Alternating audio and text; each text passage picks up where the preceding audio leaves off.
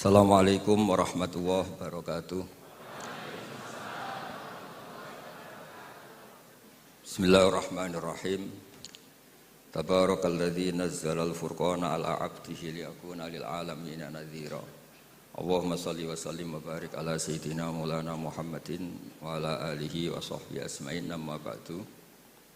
Yang kita hormati bersama Profesor Dr. Muhammad Quraish Shihab, semua yang hadir saya hormati, karena kalau mau nyebut sudah disebut Pak Rektor sebagai bentuk penghormatan bahwa ingatannya jenengan itu bagus, pokoknya kayak yang disebut Pak Rektor.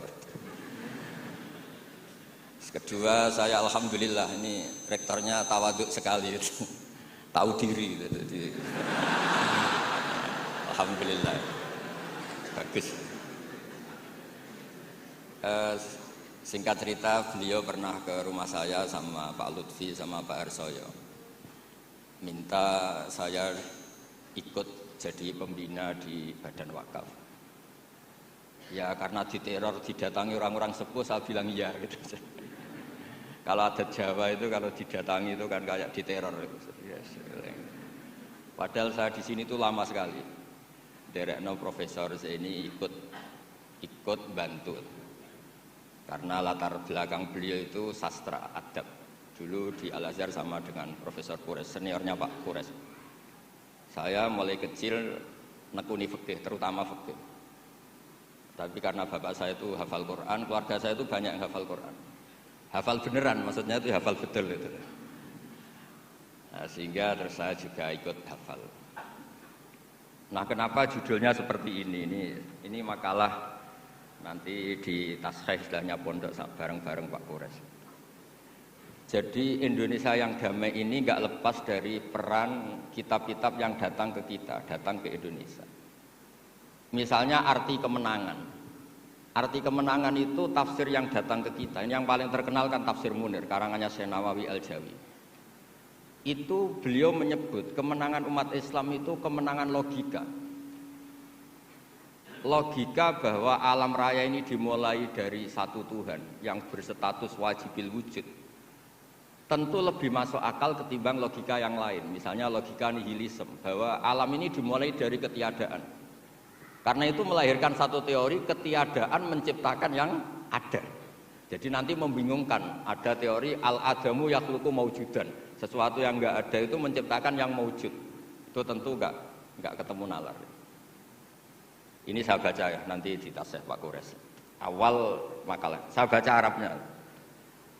Jadi yang pernah kuliah di Fakultas Syariah ini dosennya banyak yang santri saya ini, tapi nggak berani baca depan saya. Nanti kalau salah langsung dipecat sama Pak Rektor. Saya di sini itu mulai tahun 2000 sama Profesor Zeni. Dulu belum Rektor itu Pak Fathul Wahid. Tahu-tahu jadi atasan saya ini. Enggak bener, tapi nanti di akhirat atasannya saya lagi nanti.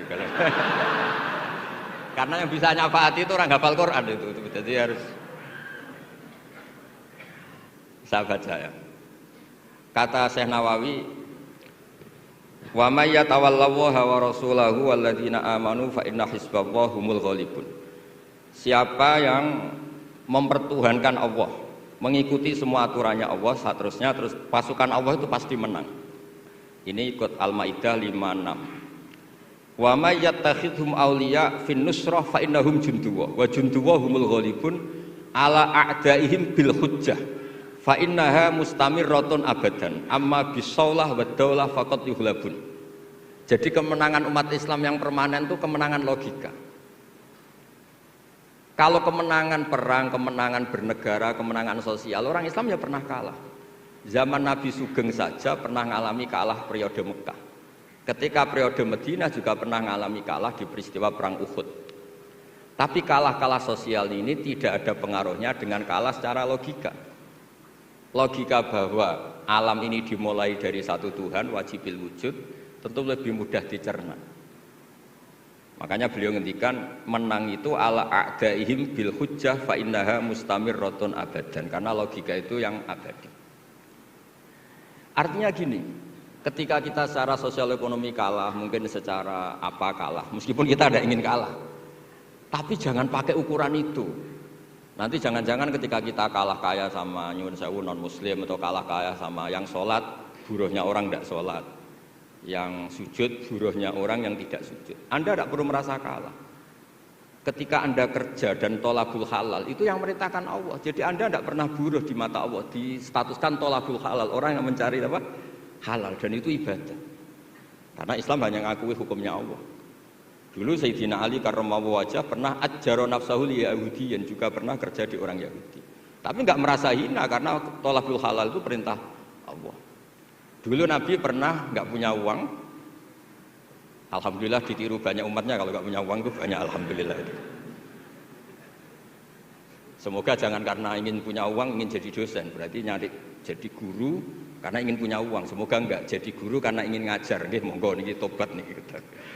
Jadi walhasil terus akhirnya Nabi itu mau beli gandum lah atau makanan. Cara Indonesia mungkin beras. Cara Jawa itu ngutang. Terus kata orang Yahudi, jaminannya apa Muhammad? Nabi sempat bilang, ngendikan, saya ini dipercaya langit, masa kamu tidak percaya saya?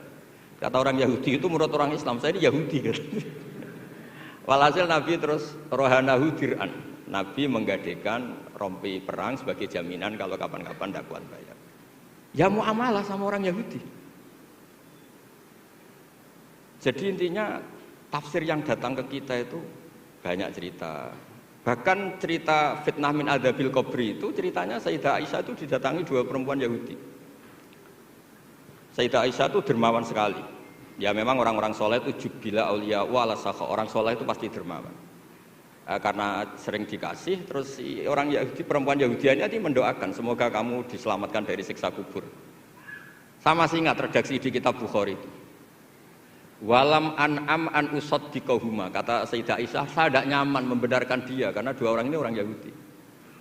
Setelah Nabi datang terus diceritani sama Sayyidah Aisyah, itu benar bahwa nanti memang ada adzabil qabri. Semenjak itu ada isti'adzah min adzabil qabri. Allahumma inni a'udzubika seterusnya sampai min adzabil qabri wa min fitnatil mahya. Dan masih banyak lagi cerita-cerita sosial Nabi yang Nabi tertawa-tawa ketika orang Yahudi bilang nanti pas kiamat itu kan hancur semua Muhammad. Lalu orang-orang sudah mati diletakkan di mana? Pokoknya terus orang Yahudi cerita-cerita terus Nabi tertawa-tawa, fadhahika hatta badat nawajiduhu tasdiqan lima qalahul habru. Nabi tertawa-tawa, oh iya benar. Semenjak itu ada ilmu bersama bahwa kalau orang Yahudi, orang Nasrani cerita ilmiah itu la tusaddiquhum wa la tukadzibuhum. Kamu jangan ngambil sikap membenarkan, juga jangan sampai ngambil sikap mendustakan. Kamu benarkan jangan-jangan pas yang muharraf, yang tipuan. Kamu dustakan jangan-jangan yang masih orisinil. Makanya secara ilmiah Nabi ngintikan la tusaddiquhum wa la tukadzibuhum. Intinya tidak ngambil sikap ekstremis itu juga ajaran tafsir yang sampai ke kita. Karena kita ini butuhnya menang fil hujjah. Dan Allah sering ngendikan di beberapa ayat, diantaranya tentu qul falillahil hujjatul baligh. Makanya di sini saya itu profesor sering ngaji di sini Pak Kures, tapi entah lupa apa tidak, saya tuh sering ngaji direktorat sama Pak Fathul Wahid. Harusnya sudah jadi kiai, karena sering ngaji sama saya. Tapi kalau jadi kiai kan kata Profesor Zaini itu pernah cerita, kalau jadi kiai itu rezekinya agak jelas, nggak per bulan dapat apa gaji. Makanya Pak Zaini pas ketua ini sayang Bu Ova nggak hadir karena beliau di Jakarta. Putri Pak Zaini sekarang yang jadi rektor di UGM. Itu ada ustadz latihan kiai itu jatuh di Indramayu. Pas itu beliau ketua wilayah itu Kemenak di Indramayu. Itu jatuh. Santrinya tuh susahnya bukan main, tapi kata kiainya nggak apa-apa, masih. Kan. Ternyata yang dipegang itu salam tempel itu. Jadi badannya agak dipikir tapi masih. Karena dulu jadi kiai itu susahnya minta ampun. Makanya profesi ini sudah jarang yang mau.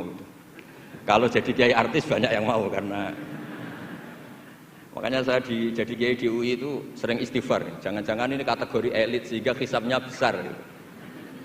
Makanya saya ini termasuk kiai orisinil. Jadi saya dipaksa jadi kiai di sini tapi sering nggak mau karena saya ini kiai betul. Jadi kalau fasilitas banyak takut hisab. Kalau kiai nggak betulan fasilitas banyak tambah seneng. Nah ini bukan nyindir siapa-siapa, ini memang aturan ikhlas begitu, mukhlisin Alauddin, enggak nyindir siapa-siapa, mengaturannya begitu. Saya cerita di keluarga saya yang masih megangi itu. Di pondok itu ajaran pertama itu tauhid, dan itu mesti diajari sifat pertama Allah itu wajibul wujud. Wujud kita baqa mukhalafatul hawadis. Dan mereka sering beri contoh. Kenapa tafsir Munir bismillahirrahmanirrahim? Pertama yang diterangkan oleh tafsir Munir, Senawi Al-Jawi. Kenapa Al-Quran dimulai dari ba? Dan ba dimulai ada titiknya satu. Itu Allah seakan-akan mau maklumatkan bahwa awwalu hadil mawjudat adalah nuqtah wahidah. Pertama wujud, kamu gambar apa saja, saya sering cerita ini tak ulang-ulang. Kamu gambar apa saja, entah gambar jelek, entah bagus, tetap dimulai dari satu titik.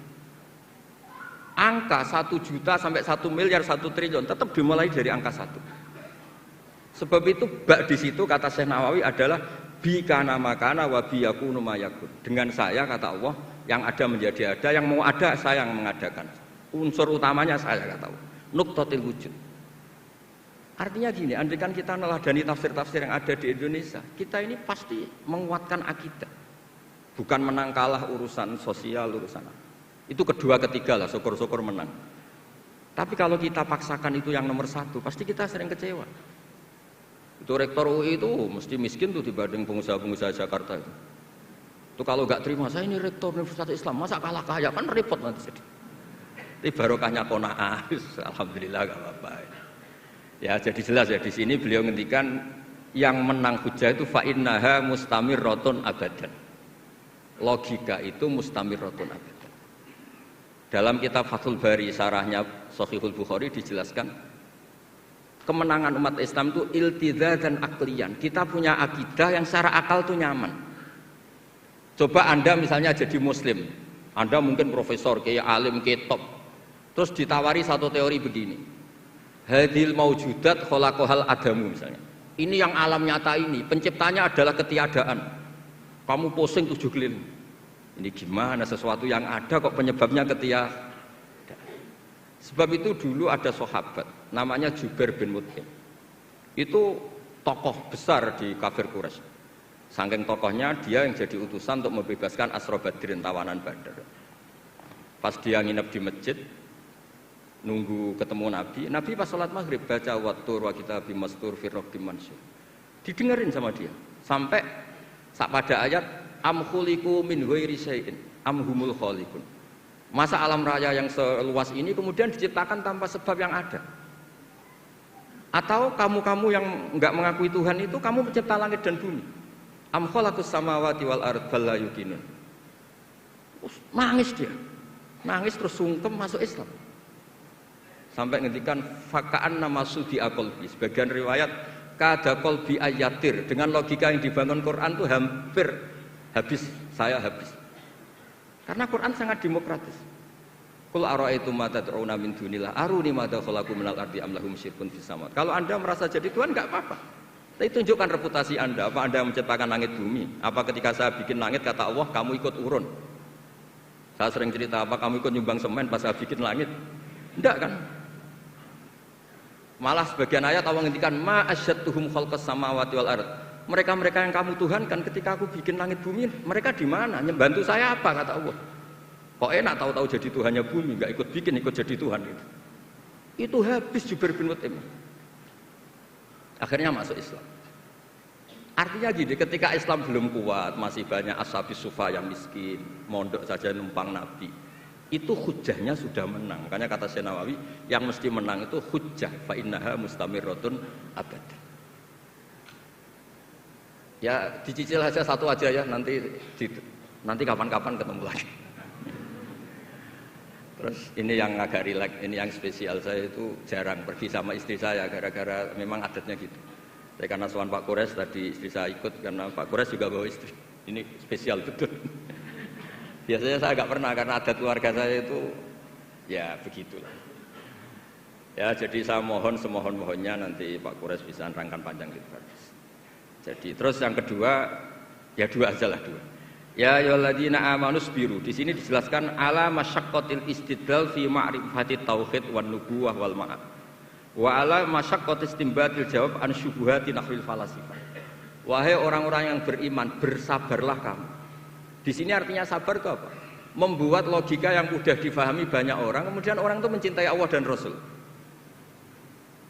Dulu itu ada orang Bedui. Ketika Imam Asy'ari berpendapat Iman yang diterima itu imanul mufakkir, bukan imanul muqallid. Enggak boleh taklid buta dalam iman. Terus ditentang banyak orang. Dulu zaman Nabi banyak orang Badui imannya diterima. Terus kata Imam Asy'ari, coba kamu jalan-jalan di kampung. Ternyata orang kampung ketika ditanya, bima arafta rabbak? Kamu selalu ngurusi ternak, ngurusi sapi, unta. Lalu kamu tahu Tuhan kamu dari mana? Jawabnya orang Arabi ini, al-ba'ratu tadullu 'alal ba'ir wa atharul aqdam yadullu 'alal masir. Ada kotoran ya ada sapinya.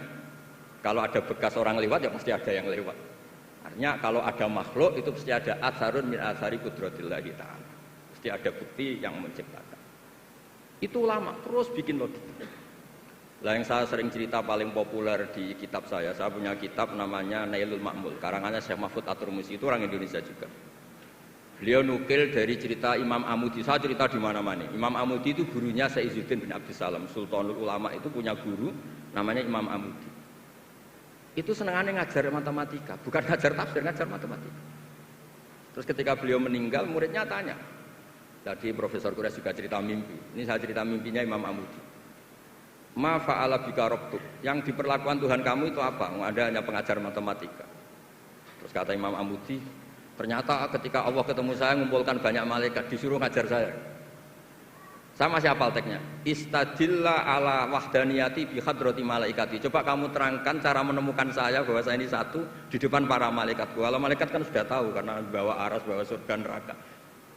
Kata Imam Amudi, beliau ngendikan semuanya adalah, beliau ngendikan angka itu 2, 3 sampai 1 triliun sampai berapapun, nisbatu dzalika ilal wahid nisbatul far'i ilal asli. Angka itu entah 2, entah 4, entah 1 miliar, 1 triliun. Dibandingkan angka 1 tetap namanya nisbatul far'i ilal asli. Tetap semuanya itu tabang dari angka 1. Fasabatal wahid jalla jalaluh. Maka yang mesti abadi, yang mesti ada al-wahid jalla jalaluh. Allah senangnya bukan main. Loh ini loh pinter. Enggak jadi malaikat sudah ngerti kalau saya ini satu.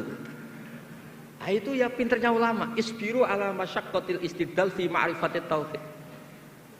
Nggih, clear ngoten mawon. Monggo niki kula Sohibul Bait, Pak. Karena saya niki anak buah Pak Wahid pegawai. Monggo jenengan. Untuk selanjutnya kami mohonkan Prof. Quraisy.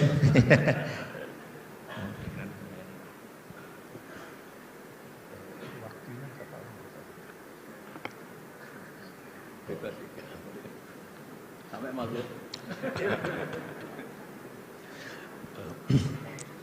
Bismillahirrahmanirrahim. Bapak Rektor, bapak-bapak, ibu-ibu, saudara-saudara sekalian, Assalamualaikum warahmatullahi wabarakatuh.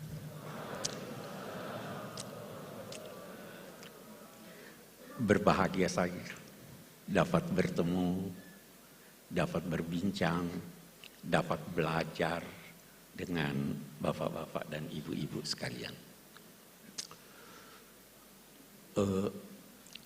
Saya tidak ingin mulai sebelum berkomentar tentang ayat yang dipilih tadi. Tadi dibacakan wa ma Muhammadun illa rasul qad khalat min qablihi rusul afa in mata aw qutila qalabtum ala aqabikum wa may yanqalib ala aqibaihi fala yadhurrullaha syai'a. Ayat ini pelajaran buat kita. Ayat ini turun setelah perang Uhud. Sebahagian sahabat Nabi meninggalkan medan perang. Bahkan diduga ada yang goncang imannya sehingga meninggalkan Islam. Turun ayat ini. Ada satu penafsiran yang saya anggap baik sekali dari seorang pemikir Aljazair, Malik bin Nabi. Beliau berkata, ayat ini pelajaran buat kita semua bahwa jangan menilai baik buruknya sesuatu dengan mengaitkannya pada sosok yang mengucapkannya. Sahabat-sahabat yang meninggalkan medan perang dan yang boleh jadi meninggalkan Islam itu karena mereka terkagum-kagum pada Nabi pada saat hidupnya, dan begitu tersebar bahwa beliau wafat, beliau meninggalkan. Ini karena mereka mengaitkan kebenaran dengan sosok manusia. Jangan pernah menilai baik buruknya sesuatu karena ada materi. Jangan pernah mengaitkan baik buruknya sesuatu karena ini diucapkan oleh profesor ini, itu, dan sebagainya. Nilailah baik buruknya sesuatu itu dari idenya, bukan dari orangnya. Walaupun itu diucapkan oleh Nabi Muhammad SAW, selama ucapan itu bersumber dari pribadi beliau, bukan dari Allah Subhanahu wa Ta'ala. Karena itu sebagian sahabat Nabi, kalau Nabi berucap, itu bertanya, ahada ra'yun am huwa wahyun. Apa ini pendapat pribadimu atau ini wahyu? Kalau wahyu sami'na wa ata'na. Tapi kalau pribadi Nabi, boleh jadi beliau keliru. Nah, ini saya kira pilihan yang baik untuk mengingatkan kita. Dan untuk menjadikan kita ketika menilai atau membaca tafsir-tafsir dari siapapun, termasuk orang-orang yang kita kagumi, jadikanlah kebenaran baik atau buruknya sesuatu itu berdasarkan ide yang disampaikan. Itu yang pertama. Nah, tafsir karya ulama Indonesia cukup banyak. Tetapi tidak banyak yang komplit 30 juz. Itu satu. Dan tidak banyak juga yang dalam bahasa Melayu atau bahasa Indonesia. Turjumanul Mustafid karya Abdul Rauf Singkal, Allah yarhamu, itu dinilai sebagai kitab tafsir berbahasa Melayu pertama yang komplit. Walaupun perbedaan pendapat ada. Itu dinilai, ada yang menilainya terjemahan dari tafsir Al-Baydawi.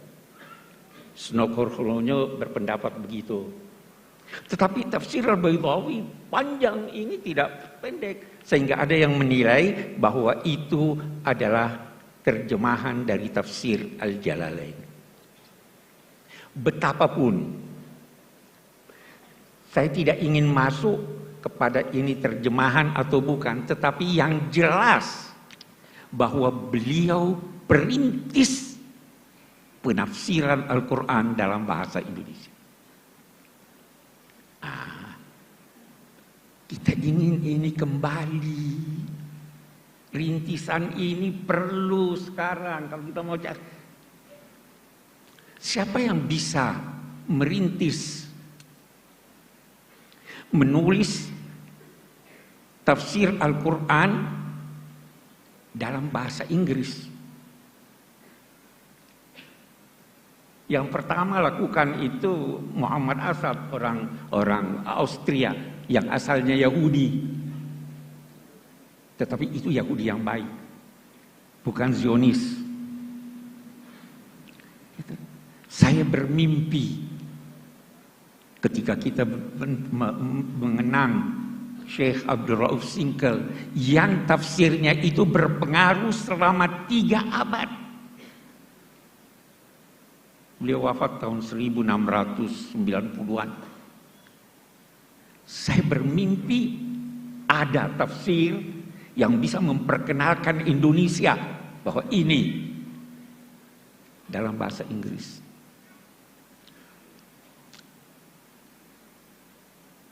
Itu kita, walaupun isinya boleh jadi sebagian kita tidak setuju. Apalagi kalau kita bicara tafsir Al-Baydawi.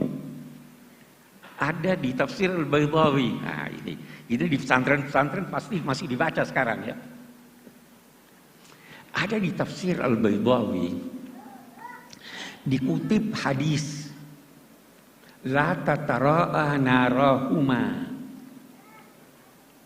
Tidak boleh saling terlihat api yang digunakan memasak antara apinya orang Muslim dan apinya orang Yahudi. Terus dia berkata, itu firman Allah, wala tattakhidul yahuda wan nasara auliya, adalah larangan mempekerjakan orang Yahudi. Ini nggak bisa. Itu dibantah sudah oleh ulama-ulama yang lain. Tapi kita berkata, itu pada masanya. Pada masa kita, situasi telah berbeda. Jadi walaupun kita membaca, kita kritis. Betapapun Syekh Abdul Rauf Singkel adalah perintis yang harus kita hormati. Dan kita ikuti jejak beliau dalam hal yang benar. Saya pindah. Syekh Nawawi Banten, Allah yarham. Ini orang sangat istimewa. Jangan pernah menduga bahwa yang superior itu dalam bidang agama orang Arab. Tidak. Beliau gurunya orang Arab. Sampai dikenal sebagai apa? Sayyidu Ulama'il Hijaz. Beliau diminta mengajar di Al-Azhar. Orang dari mana? Dari Serang. Ini pewarisnya.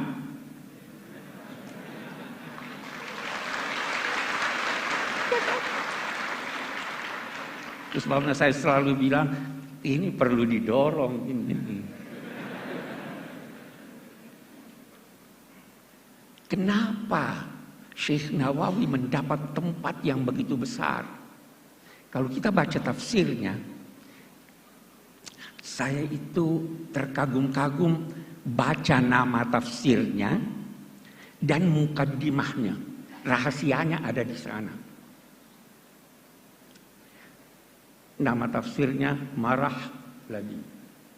Marah itu atau marah itu tempat istirahat. Labid itu orang yang menetap. Dia merasa beristirahat ketika membaca Al-Quran. Dia menetap di sana, tapi dia bersahabat dengan Al-Quran. Anda mau bersahabat dengan Al-Quran, dia beritahu Anda rahasia-rahasianya. Saya baru tadi cerita soal Al-Ibriz. Almarhum ayah sahabat karib saya, Gusmus. Itu pernah, menurut Ulil Albab, pernah ada satu orang memimpikan beliau. Itu saya ada tulis di tafsir saya, ada kesalahan, perbaiki. Melalui alam gaib dia kirim kemari pesan. Dan ternyata diperiksa. Itu kenapa? Karena bersahabat dengan Al-Quran. Nah, kita kembali kepada Syekh Nawawi Banten. Di mukaddimahnya, beliau berkata, Amarani ba'dul a'izzah an aktubah fi tafsiril Qur'anil Majid. Saya diperintah, bukan diminta. Lihat tawadhu'nya, rendah hatinya. Saya diperintah oleh orang-orang mulia untuk menulis tafsir Al-Quran. Fataraddadtu zamanan tawilan. Saya ragu. Kenapa ragu, wahai imam? Jangan sampai saya termasuk kelompok orang yang dinyatakan Nabi man fassara al-Qur'ana bi ra'yihi falyatabawwa maka. Ini orang takut.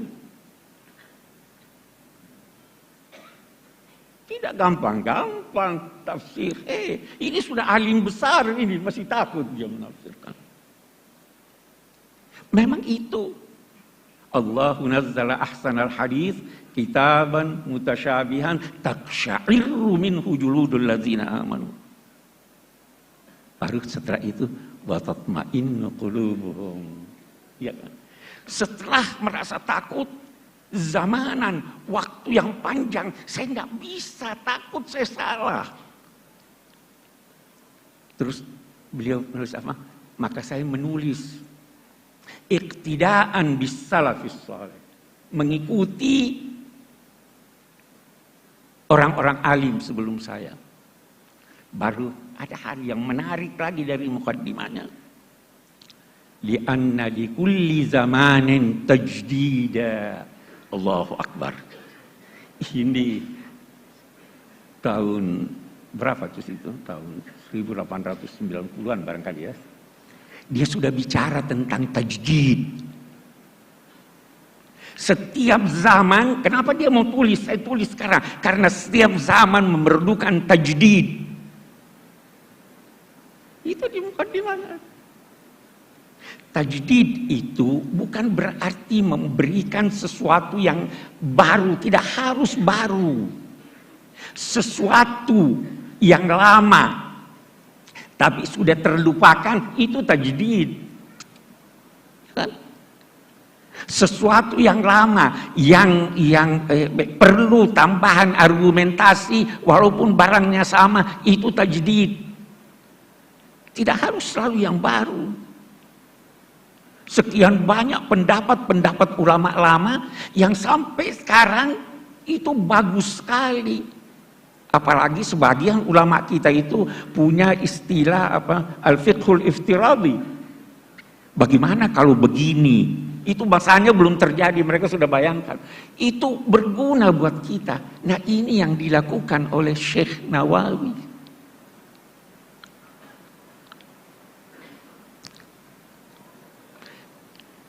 Sekali lagi, beliau sangat takut salah, tetapi ingin untuk menjelaskan mengikuti as-salafus saleh. Dari sini lahir apa yang dinamakan syarat-syarat seorang penafsir. Supaya tidak keliru. Memang saya pernah waktu mengajar masih di Makassar baca itu syarat-syaratnya Imam Suyuti itu banyak sekali syarat-syaratnya. Ini Pak tidak bisa Pak kita ini syarat ini harus mengerti bahasa Arab dengan segala ininya usul fikih ini. Saya jawab mereka itu buat yang mau menafsirkan seluruh Al-Quran. Tapi kalau mau menafsirkan 1-2 ayat, tidak harus semuanya itu. Ya kan? Dan itu untuk yang mau menafsirkan, bukan untuk yang mau menyampaikan tafsir.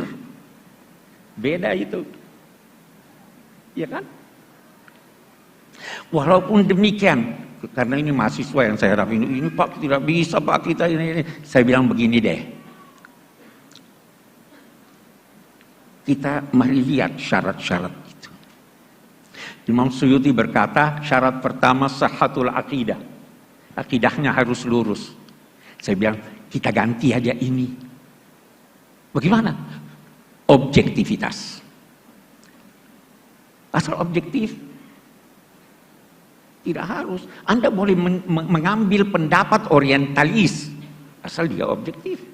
Tidak harus sahhatul aqidah. Akidahnya salah. Tapi kalau benar, al-hikmatu dhalatul mu'min. Terus bagaimana ini? Saya bilang tidak usah perhatikan itu. Syarat hindari saja sebab-sebab kekeliruan. Sebab kekeliruan itu salah satu diantaranya tidak ngerti bahasa Arab.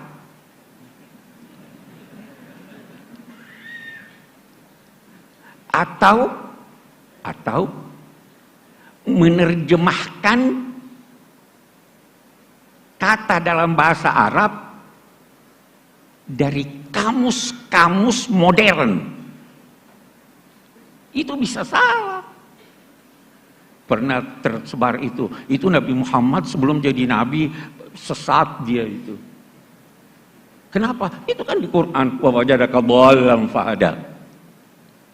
Dhal itu bukan berarti sesat. Tidak menemukan kebenaran itu juga dhal namanya. Antadilla ihdahuma. Kalau ada dua perempuan, itu juga itu saya sudah beri saran. Itu saya tidak tahu apa sudah diperbaiki atau tidak. Itu ayat yang menyatakan fa illam yakuna rajulaini farajulun wa mar'atan antadilla. Diterjemahkan begini, kalau tidak ada dua orang lelaki, tidak ada seorang lelaki, maka dua orang perempuan. Masa tidak ada dua orang? Kalau bukan, beda enggak? Kalau bukan seorang lelaki, maka dua orang perempuan. Takut jangan sampai salah satu dari perempuan itu lupa, tadillah. Ya kan beda sudah ini. Tidak ngerti bahasa Arab. Ini bagus nih. Terjemahan artinya. Karena tidak mungkin Al-Quran itu dialih bahasakan. Mengalih bahasakan bahasa Jawa ke bahasa Indonesia aja tidak mungkin. Terlalu kaya bahasa Jawa. Ya. Apalagi Al-Quran. Kita terjemahkan maknanya. Tapi jangan keliru. Di sini Al-Baqarah diartikan apa? Sapi betina. Kenapa betina? Karena ada tak marbuta. Itu bukan tak marbuta yang menunjukkan perempuan atau jenisnya. Itu jenis sapi. Ada yang liar, ada yang ini jantan atau tidak. Itu Baqarah, kawan. Tapi kekeliruan kita itu. Jadi sebentar kita akan bicara lebih banyak tentang itu.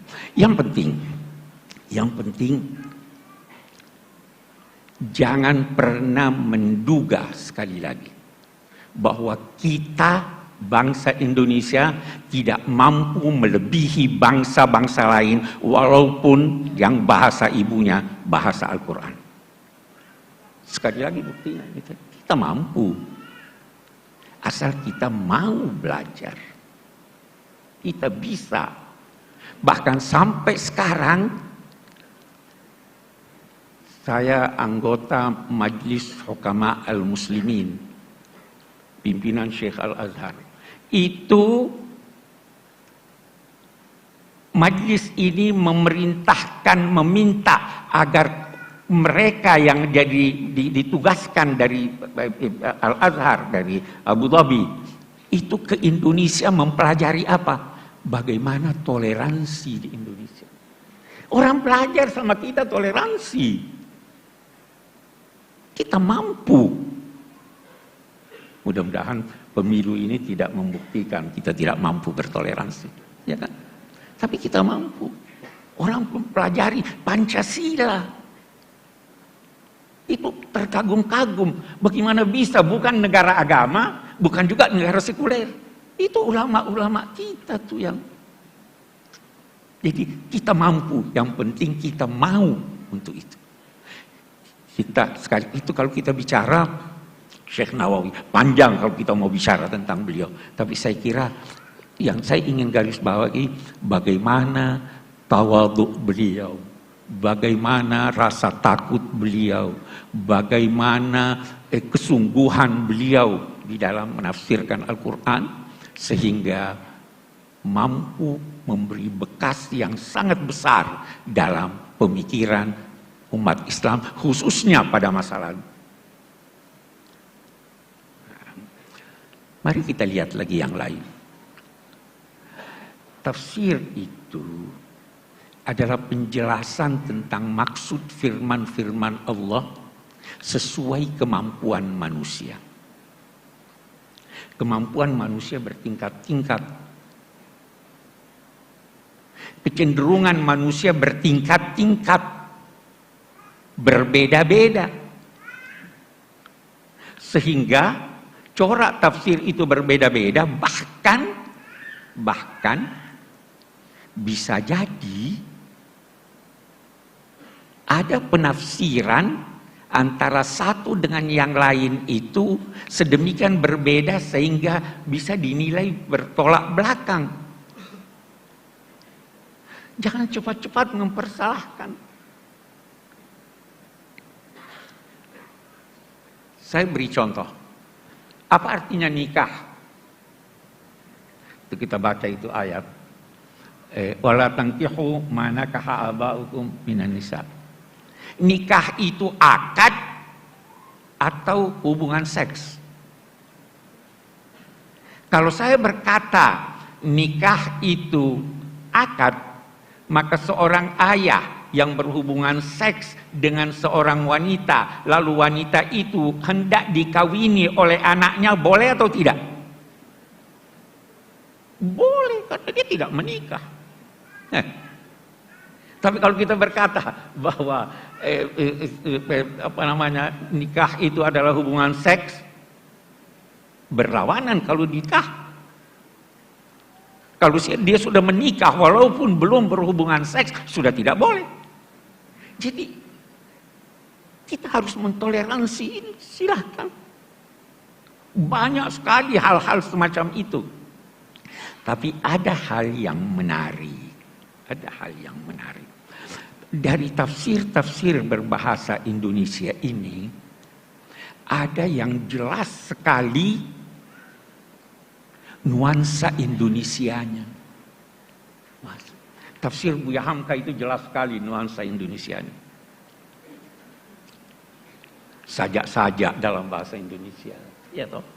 Bahasa Indonesianya indah.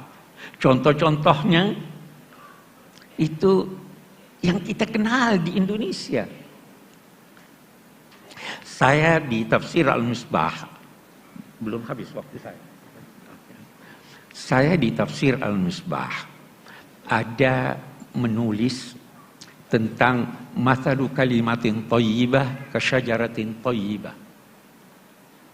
Perumpamaan kalimat thayyibah la ilaha illallah itu adalah seperti pohon yang baik.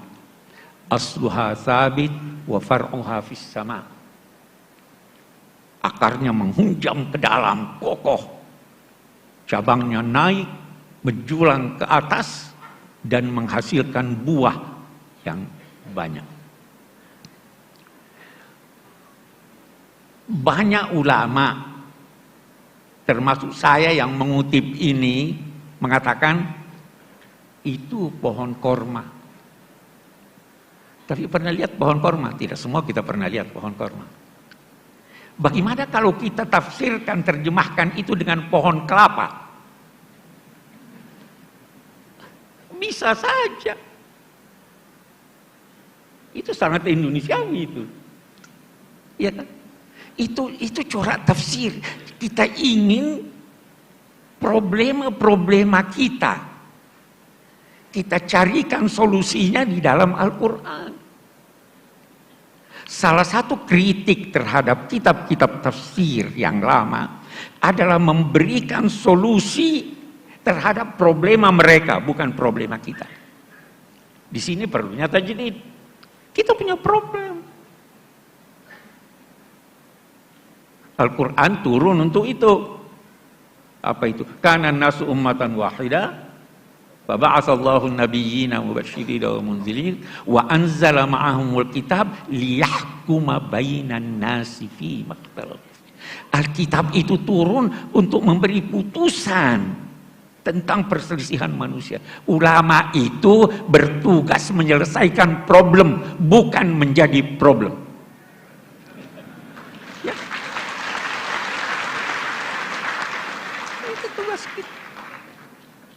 Ini yang kembali lagi saya kepada Imam An-Nawawi tadi. Ini tajdid. Tajdid sudah didengungkan jauh sebelum Kiai Ahmad Dahlan. Sudah dicetuskan ulama itu lanjutan dari ini, kita tajdid. Tapi dasar ulama-ulama yang begitu tekun menulis tafsir tahunan. Itu tafsir Al-Furqan 30 tahun. Itu pertanyaan yang datang, dia tulis setelah 30 tahun baru jadi. Itu pun ada kritik. Terlalu ahli bahasa.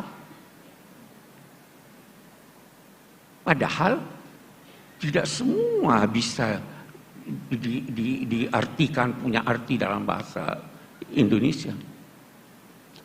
Banyak sekali. Satu contoh, umum. Aqimus shalah apa artinya? Memang dirikan salat.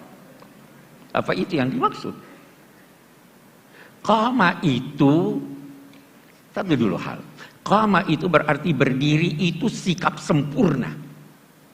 Anda mau hormat orang sambil baring nggak sempurna, sambil duduk nggak sempurna. Qama. Sehingga qama itu berarti ketika berkata aqimus shalah, sempurnakan pelaksanaan salat. Khusyuknya, sebelum khusyuknya, sunnahnya wajib, itu aqimus shalah. Mau diterjemahkan apa nih sekarang?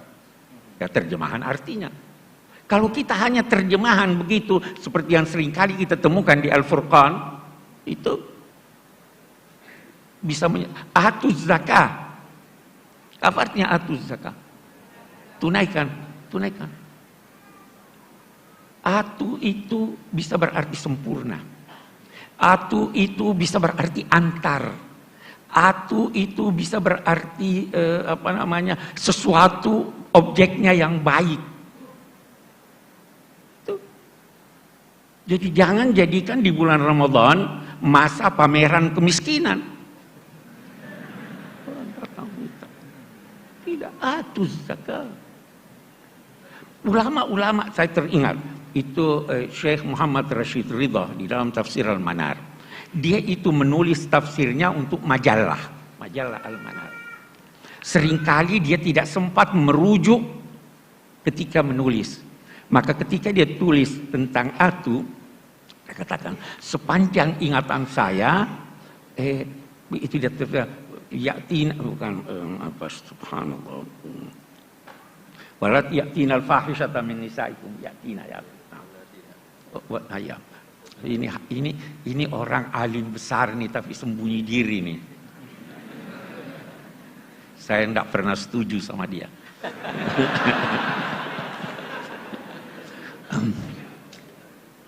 Dia katakan atu itu untuk sesuatu yang buruk. Yatina sesuatu yang buruk. Yatina al-fahisha. Rashid Ridha kita hormat. Tapi karena tidak hati-hati dia salah. Apa buktinya salah? Kenapa ada yatina min kulli fajjin amir? Haji, baik. Syekh Sya'rawi, ini ulama besar Mesir, Allah yarham. Anda tahu, dalam usia 82 tahun, baru dia tahu persis apa arti atiyah. Ini. Qad balagtu minal umri atiyah. Saya tidak tahu persis apa artinya kecuali setelah saya ke London. Saya berobat. Waktu saya berobat, dokter bilang, ini tidak ada obatnya lagi. Vitamin tidak berguna, operasi tidak berguna. Anda telah mencapai usia yang penyakit Anda ini sudah sedemikian besar karena usia sehingga tidak diobati. Terus dia berkata, oh inilah yang dimaksud qad balagtu minal umri itiyah. Itu baru tahu tuh. Jangan malu berkata saya tidak tahu. Ya kan? Nah ini, itu kalau kita bicara tentang kosakata banyak sekali itu. Seringkali orang keliru, tidak memperhatikan hubungan antar ayat. Ini ada hubungannya dengan itu. Seringkali orang tidak memperhatikan itu. Syekh Rashid Ridha, kita bicara Rashid Ridha, itu indah sekali. Dia itu paling suka kritik ulama. Itu Syekh. Imam Suyuti dinamainya Hatibul Lail. Hatibul Lail itu artinya orang yang kumpul kayu bakar di malam hari, dia tidak bisa bedakan ini kayu atau bukan. Dia himpun aja. Ya. Semuanya dia kritik. Tapi ketika sampai pada gurunya, dia beda pendapat, tetapi sangat halus. Dia carikan pembenaran. Saya ingin jadikan ini sebagai contoh bagaimana orang harus menghormati guru. Ya, kita ambil sisi positifnya. Nah, saya beri contoh Anda. Quran itu singkat padat. Terkadang dia tidak sebut lagi satu kata karena sudah ada isyarat pada kata yang lain. Saya beri contoh.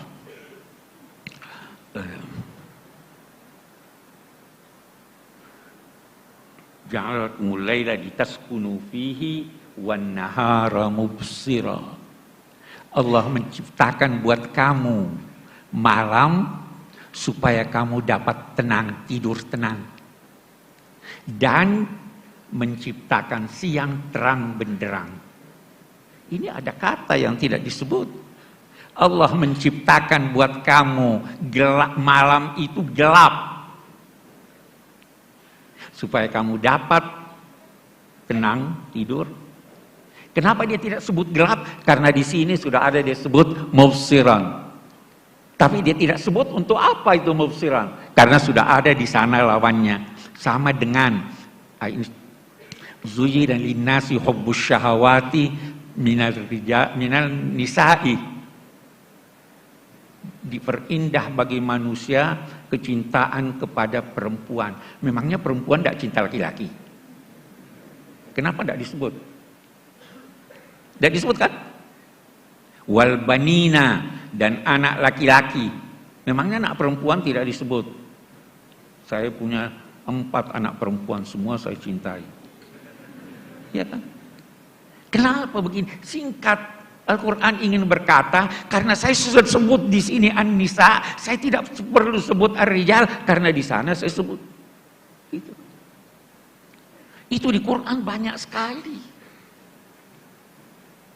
Hubungan antar ayat itu banyak sekali.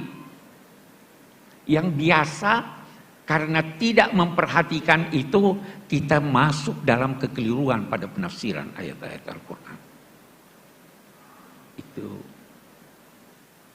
Itu kita lihat. Dan ulama-ulama kita itu tidak segan-segan mengoreksi pendapatnya. Saya pernah ditanya, Pak Kures, koreksi enggak? Ada enggak kesalahan di tafsir Al-Misbah yang banyak? Koreksi enggak? Saya bilang saya serahkan pada yang lain untuk mengoreksi karena saya sudah tua, saya sudah tidak bisa. Kalau Pak Hasbi As-Siddiqi itu dia koreksi. Itu ulama beneran. Itu ulama-ulama kita. Iya kan? Jadi sebenarnya sekali lagi saya ingin katakan, kita ini alhamdulillah punya potensi yang sangat besar untuk mengembangkan ilmu pengetahuan. Dan mungkin yang diperlukan adalah tekad dan bantuan Allah Subhanahu wa taala. Yakinlah kalau Anda bersahabat dengan Al-Qur'an, dia akan menyampaikan pada Anda rahasia-rahasianya. Baik melalui bacaan Anda maupun melalui ilham. Itu kan Baca itu, Iqra bismi rabbikal ladzi khalaq, khalaqal insana min 'alaq. Baru dia Iqra wa rabbukal akram alladzi 'allama bil qalam. Yang kedua nih yang kita mau, 'allamal insan. Itu dapat ilham Anda. Tanyakanlah kepada mereka yang banyak menulis tentang itu. Anda dapat ilham. Al-Quran itu tidak habis-habis maknanya. Tidak ubahnya seperti alam raya ini. Bumi kita ini dari dulu seperti ini. Tapi setiap saat ada rahasia baru kalau kita pelajari. Kalau Anda belajar Al-Quran setiap saat Anda bisa mendapatkan rahasia baru. Yang disampaikan boleh jadi melalui penelitian Anda atau boleh jadi melalui mimpi, melalui ilham dan sebagainya. Itu sebabnya dia katakan Iqra wa rabbukal akram. Dia bukan katakan wa rabbukal karim. Karim itu apa artinya? Dari segi bahasa. Kita biasa artikan mulia ya. Bukan dong mulia. Salah satu yang dikembangkan oleh ulama-ulama dewasa ini adalah tidak memahami kosakata Al-Quran kecuali dengan merujuk pada Al-Quran. Al-Quran menggunakan kata karim. Rizqun karim, rezeki yang karim. Zaujun karim, pasangan yang karim. Zillun karim, banyak. Apa artinya karim ini? Kalau saya berkata mulia, apa sih mulia itu? Karim itu sesuatu yang terbaik menurut objeknya. Kalau saya berkata rizqun karim, kalau rezeki itu, rezekinya itu, rezeki lagi bisa macam-macam di rezeki. Kita ambillah duit. Apa itu rezeki? Yang banyak tapi halal. Kalau banyak tidak halal bukan karim. Pasangan yang karim, yang sesuai. Itu. Zilun karim, daungan, semuanya itu karim. Karena itu sekali lagi kita tidak bisa terjemahkan mulia. Mulia itu apa? Mulia itu yang langka. Kalau tidak langka tidak mulia. Itu sebabnya permata yang hebat dinamai ahjar karimah. Yang Anda butuhkan. Kalau Anda tidak butuhkan tidak karim. Walaupun langka. Apalagi yang sulit terjangkau.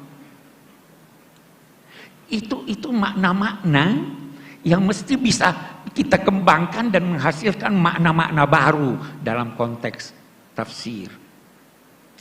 Ini sudah dirintis oleh ulama-ulama kita. Kita perlu kembangkan. Kita perlu ini. Karena apa yang ditulis jangan jauh-jauh. Yang ditulis di Departemen Agama punya, yang disusun itu masih banyak kesalahan yang kita temukan.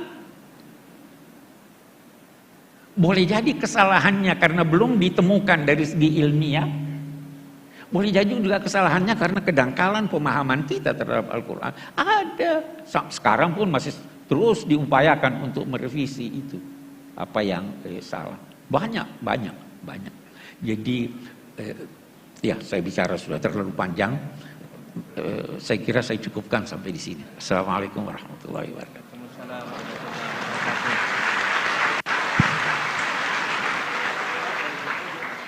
Terima kasih Prof.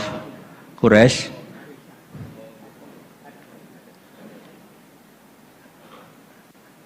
Maaf Gus Pak, mau menambahkan?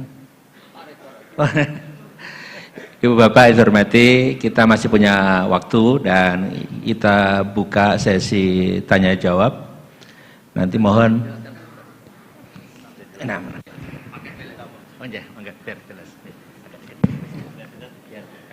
Oh ya. Bismillahirrahmanirrahim. Alhamdulillah bingung semua toh. Jadi yang saya mau katakan di sini adalah peristiwa-peristiwa furu'iyah. Itu memang Nabi didesain salah, bukan salah, didesain salah, sehingga itu melahirkan hukum fikih. Nabi itu pernah sholat duhur, itu di riwayat Bukhari hanya 2 rakaat. Setelah itu pulang sampai pintu gerbang mau sampai dalam, sahabat yang kayak kita ini senengnya bukan main, karena ini revisi hukum dari 4 menjadi 2. Senengnya minta ampun itu. Yang kayak saya lah, termasuk jenengan semua. Terus kemudian sahabat yang akabiru sahabat karena beretika gak berani negur, gak berani tanya. Tapi ada sahabat namanya Dzulyaden. Maksudnya menjelaskan dikatakan Pak Quraisy, yang dilakukan Nabi pun ada yang tidak dari wahyu, dan itu bisa dengan arti tadi desain Allah salah untuk syariat. Akhirnya Nabi ditegur sama Dzulyaden, aku siroti sholatu amnasita ya Rasulullah. Apa ini sholat sekarang jadi 2, apa memang kau lupa? Nabi masih menjawab kullu dzalika lam yakun, itu semua agak terjadi. Nabi kembali tanya semua sahabat, ahakun maqalahu Dzulyaden, apa benar yang dikatakan Dzulyaden? Semuanya bilang benar, tadi engkau sholat hanya 2 rakaat. Terus Nabi takbir lagi menambahkan 2 rakaat. Makanya terkenal di kalangan ahli tafsir, Nabi ngendikan ma kuntu ansa walakin unassa li as-sunnah. Saya ini tidak pernah lupa, tapi didesain Allah lupa supaya orang tahu kalau sholat lupa itu kayak apa. Alhamdulillah kita sering lupa, jadi ya. Kedua itu peristiwa Nabi itu mau sholat, sudah mau takbir, sudah di mihrab. Kata Nabi, makanakum, kamu diam di sini aja. Nabi pulang, setelah kembali ke masjid atau musola, yakturu ra'suhu ma'an, kelihatan habis mandi junub. Terus kata Nabi, oh ya tadi saya lupa belum mandi junub, makanya pulang terus mandi. Kata banyak kiai itu, kalau kita tidak akan Gus lupa itu. Ya lupa itu, maksudnya lupa mandinya apa lupa junubnya tidak tahu. Kata kiai yang bela Nabi itu menunjukkan Nabi itu mesra, mau sholat saja masih dapat jatah. Nah kalau kiai kan tidak mesra, makanya tidak kalami itu. Tapi intinya Nabi itu manusiawi sekali, dia pernah lupa sudah di. Itu kalau yang melakukan Pak Rektor mesti mikir apa ya semua gitu. Pak Rektor sholat duhur 2 rakaat pasti mikir apa toh nanti lali kan gitu. Sebetulnya itu meraktekkan sunnah Rasul tadi benar.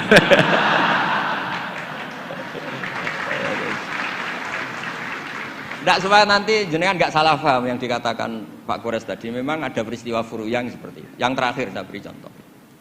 Sholat qadha itu normalnya tidak wajib. Normalnya secara fikih tidak wajib karena timingnya waktunya sudah kelewat. Misalnya anak SD atau SMP sekolah jam 2 siang datang jam 4 sore kan normalnya sudah nggak ada gunanya karena waktunya sudah selesai. Padahal sholat itu berwaktu.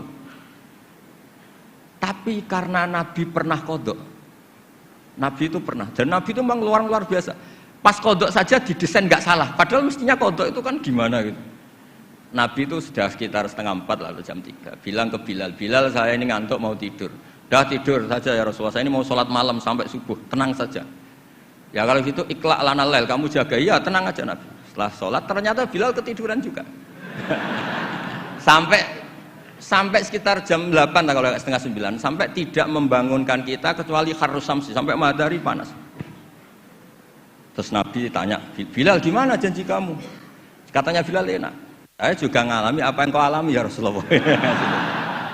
Akhirnya terus Nabi nyuruh Bilal, nyuruh walhasil diadakan sholat jamaah. Nah berkahnya Nabi didesain lupa tadi diketahui kalau sholat qadha itu wajib. Andai kan tidak terjadi kesalahan itu, maka qadha itu tidak wajib karena momentumnya sudah kelewat. Jadi itu yang dengan arti itu tadi, ma kuntu ansa walakin unassa li as-sunnah. Saya ini tidak pernah lupa, tapi sering didesain Allah itu lupa.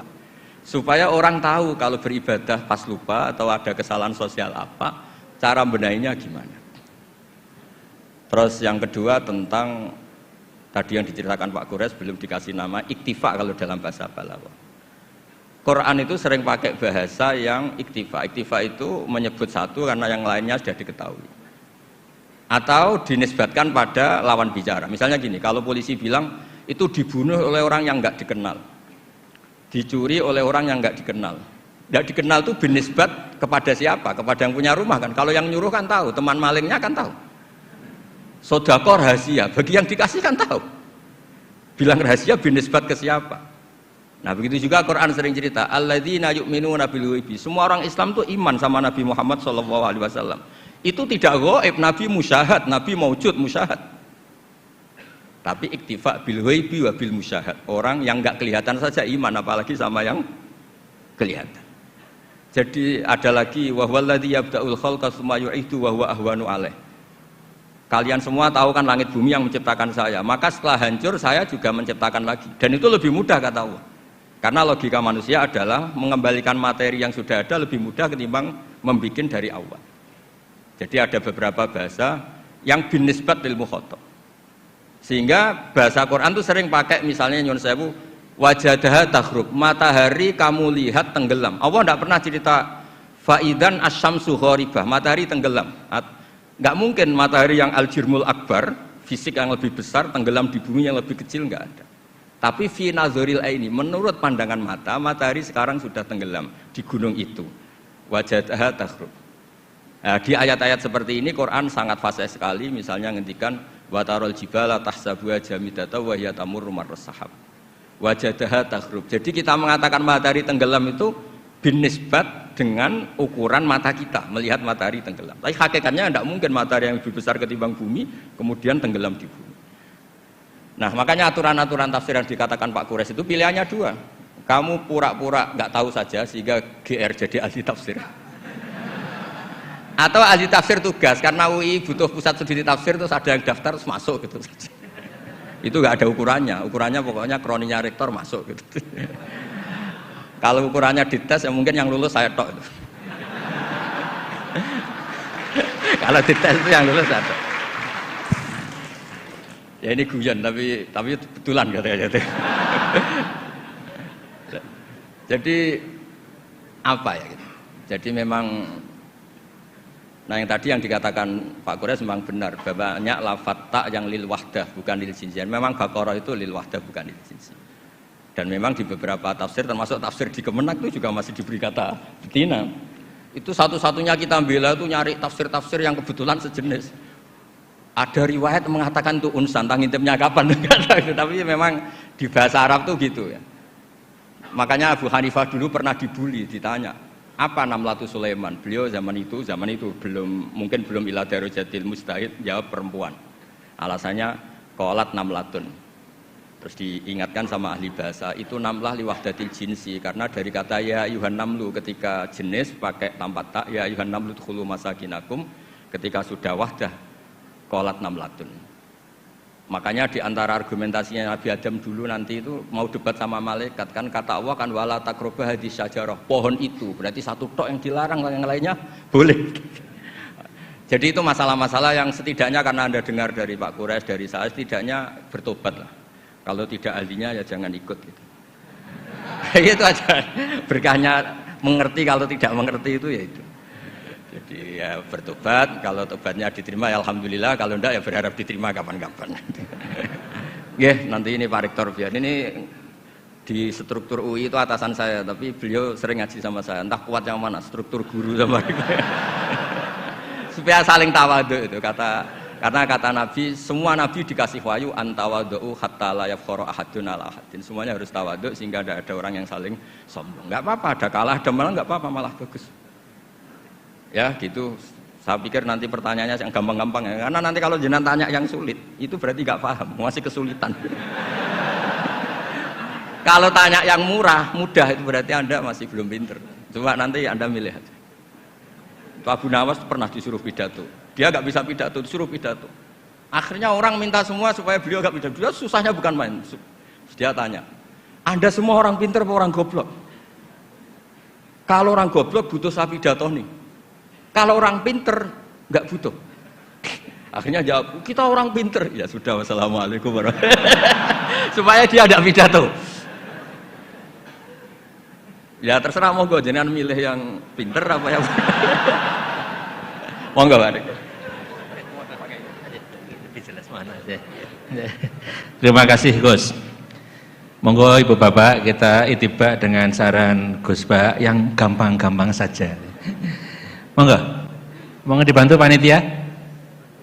Depan kita bagi sesi pertama 3 pertanyaan. Mohon nanti disebutkan nama dan asal. Maaf. Ini nih. Ya. Oke. Ya.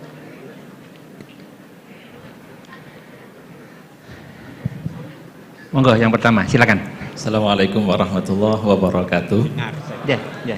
Warahmatullahi wabarakatuh. Prof. Quraisy dan juga Gus Baha yang kami sangat muliakan, Pak Rektor dan juga seluruh Sivitas Akademika UII serta seluruh jamaah sekalian. Pertama saya mengucapkan terima kasih atas kesempatan yang diberikan dan juga apresiasi kepada UII atas inisiatif ngaji bareng yang luar biasa dengan tema meneladani khazanah tafsir Al-Quran di Indonesia. Jadi sebagaimana harapan kita semua, termasuk juga saya ingin seperti Gus Bah jadi orang goblok Gus. Jadi menyempatkan dan memberanikan diri untuk bertanya. Sebelum berangkat ke sini hampir 3 malam Gus, saya itu bermimpi jenengan sama Gus Kausar. Ya nggak tahu apa isyaratnya. Mungkin kalau Prof. Quraisy tadi itu dalam terminologi Abid Al-Jabiri seperti teori epistemologi burhani atau irfani mungkin, kok bisa ketemu dalam mimpi sampai 3 hari. Gus Baha, Gus Kausar, kemudian saya sowan duduk di bawah. Dan ternyata betul tidur itu bisa mempertemukan kita.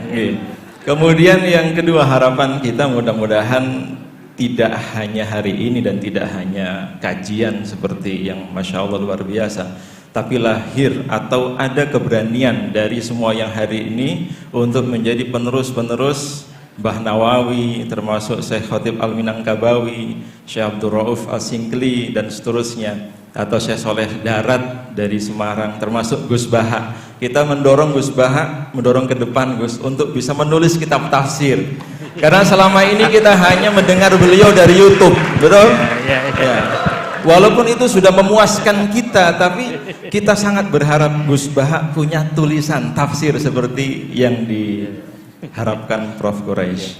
Nah, satu pertanyaan sederhana sebetulnya. Mohon izin namanya, bisa menyebut nama? Ya. Nama saya Solihuddin. Solihuddin. Dari Bantul, santrinya Gus Baha.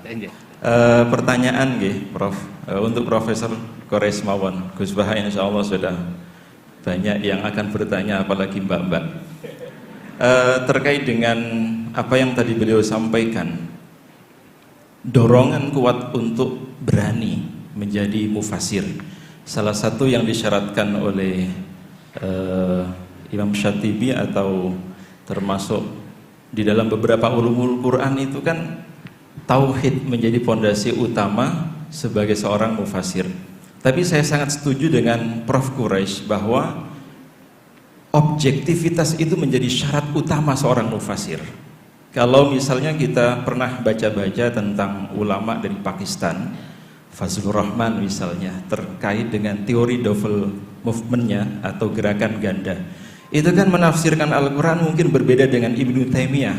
Dalam Muqaddimah fi Usuli Tafsirnya kan beliau menjadi pondasi utama yang melahirkan kerangka teori tafsir bil maksur, Al-Quran dengan Quran, Quran dengan hadis, Quran dengan sahabat dan seterusnya. Kalau Fazlur Rahman yang ulama asal Pakistan itu memberikan tawaran double movement tadi, di mana gerakan ganda ini mungkin seperti yang diharapkan Prof. Quraisy untuk lahirnya kita tidak hanya meneladani. Kalau meneladani kan cuma niru, tapi ya memberanikan diri untuk action atau menjadi seperti Gus Baha yang nanti ada karya tulisnya, tidak hanya sekedar suara di YouTube. Nah, salah satu tawaran itu mudah-mudahan nanti bisa diluruskan sama Prof. Quraisy adalah ada sosiohistoris yang terlebih dahulu dipahami. Dan ini kalau seandainya semua dalam tanda kutip memberanikan diri, kita tidak hanya mengadopsi tafsir-tafsir ulama klasik di zaman mungkin abad pertama atau abad pertengahan, tapi ada tafsir keindonesiaan, mungkin seperti itu. Karena selama ini masih bisa dihitung dengan jari mufasir-mufasir yang dengan percaya diri bahkan menjadi Syekhul Hijaz, Syekhul Haramain dan seterusnya. Salah satunya Mbah Nawawi itu, termasuk kata Prof. Quraisy, ini turunannya ini Gus Baha, insyaallah. Turunannya. Mudah-mudahan juga semakin ada. Nah, keberanian kita salah satunya mungkin Kalau kita boleh ambil dari teorinya Fazlur Rahman, double movement tadi itu, memahami sosiohistoris tentang apa, bagaimana, sebab apa Al-Quran diturunkan atau asbabun nuzulnya. Kemudian yang kedua adalah tentang kontekstual, makna, kekinian. Karena di Indonesia ini banyak istilah-istilah yang disebutkan dalam Al-Quran atau istilah-istilah Al-Quran yang banyak disebutkan itu tidak ada, atau bukan tidak ada, belum ada namanya di Indonesia. Nah, Prof. Quraisy itu terlalu berani, dan saya acungi jempol. Beliau berani menafsirkan misalnya nakhlah dengan kelapa, nggih, Prof. Bukan pisang atau yang lain. Kenapa? Mungkin ada kemiripan dan seterusnya. Dan kita memang membutuhkan itu. Mudah-mudahan dengan kehadiran ngaji bareng yang diinisiasi oleh UII, semakin banyak mufasir-mufasir dari kalangan akademik, terutama juga yang lain dari jamaah yang hadir pada pagi hari ini. Terima kasih, itu yang bisa saya sampaikan. Kurang lebihnya mohon maaf. Assalamualaikum warahmatullahi wabarakatuh. Waalaikumsalam warahmatullahi wabarakatuh. Baik, selanjutnya dari ibu-ibu satu yang paling depan dulu ya. Mikrofon Mas ya, ibu yang depan. Ada mikrofon sebelah selatan? Mohon dibantu mikrofon. Yang depan, Mbak. Baris depan. Ibu dari IKI, ini Ikatan Keluarga Ibu-Ibu UII ya. IKI ya, IKI UII ya. Ya, silakan Ibu ya. Bismillahirrahmanirrahim. Assalamualaikum warahmatullahi wabarakatuh. Waalaikumsalam warahmatullahi wabarakatuh. Perkenalkan, kami dari anggota IKI UII, istri dari Bapak Muntoha, dosen Fakultas Hukum UII.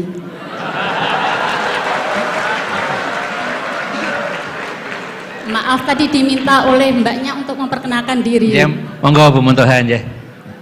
Kepada yang terhormat Bapak Profesor Dr. M. Khurai Shihab dan Kiai Haji Ahmad Baharudin Nur Salim. Tadi sudah disampaikan banyak hal tentang tafsir, yang tadi menyinggung tentang pernikahan, kemudian tentang Anisa, tentang perempuan dan sebagainya. Kemudian saya ingat pada suatu saat saya berdebat dengan suami saya. Bagus ini. Betul ini. Saya pernah berdebat dengan suami saya mengenai ayat yang berbunyi, yaitu surat An-Nisa ayat 43 maaf, yang berbunyi, saya penggal ayatnya. A'udzubillahi minasyaitonirrajim. Bismillahirrahmanirrahim.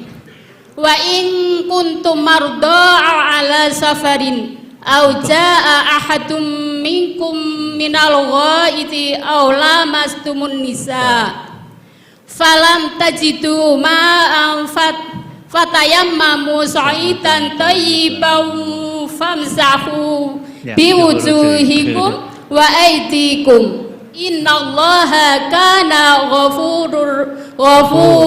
afuwan ghafura. Yang jadi pertanyaan adalah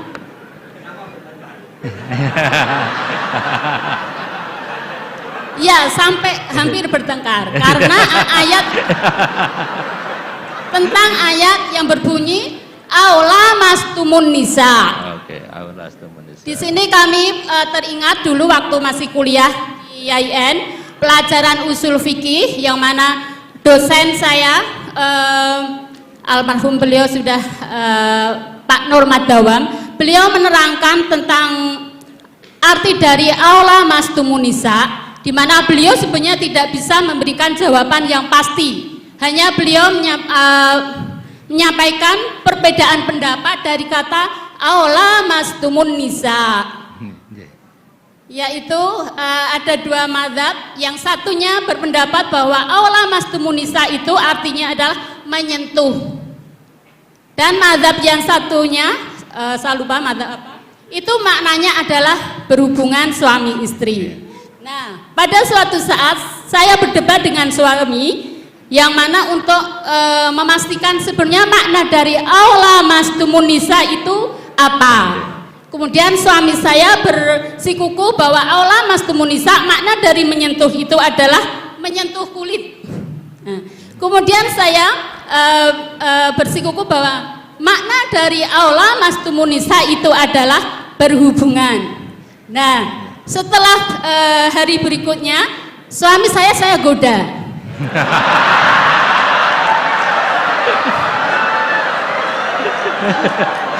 Ini ya, kontekstual ini.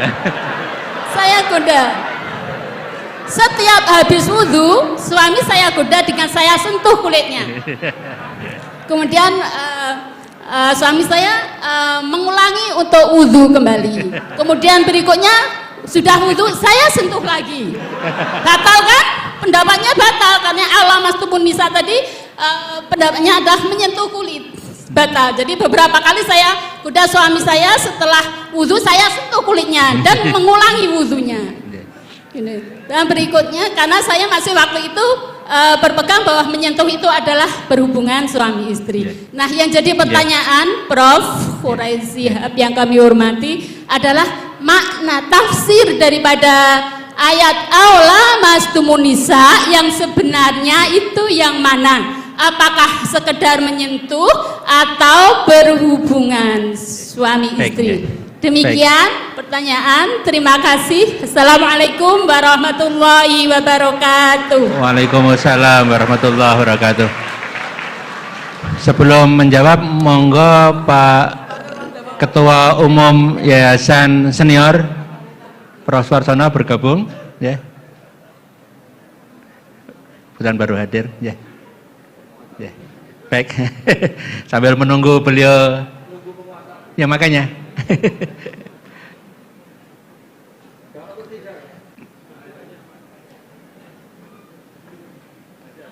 Ya, ya. Ya, ini biar nunggu masuk dulu ya. Ya. Baik, Ibu Bapak, tampaknya dua penanya dulu. Yang pertama dari Pak Salahuddin terkait dengan lebih berani dan kontekstual, kira-kira gitu dalam menafsirkan. Kemudian yang kedua, monggo ini Pak Suwarsana Muhammad, Ketua Umum Pengurus Senior Pak Quraisy, ya. Ya. Ya, ya. Kemudian yang kedua, pertanyaan dari Bu Muntoha terkait dengan tafsir aula mastumun nisa. Ya, nah, yang mungkin yang pertama, yang kedua Gus dulu ya, monggo Gus. Yang kedua loh ya. Yang kedua.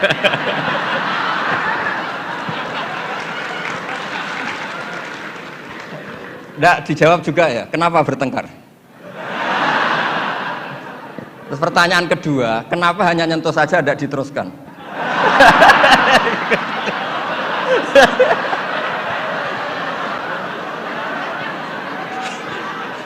Nggak, dikasih mic. Ya satu ya, pertanyaannya kenapa bertengkar? Jadi bertengkar dalam arti bercanda ya, tidak bertengkar yang serius dengan nafsu amarah tidak. Tapi ini bertengkar dalam arti memperdebatkan tentang ayat yang berbunyi aula mastumun nisa tadi, aula mastumun nisa. Setelah nyoba menyentuh kok kenapa suami nggak tertarik meneruskan? Itu pasti, Pak. Itu pasti. Sebab kan ditinggal wudhu lagi tadi. Sebab waktu sholat, waktu untuk mengerjakan sholat, dan saya sengaja menggoda suami karena berpendapat bahwa menyentuh itu adalah menyentuh kulit, hanya menyentuh kulit adalah batal wudhu. Nah, makanya beberapa kali saya goda. Kalau nanti pertanyaan Gus Baha dilanjutkan.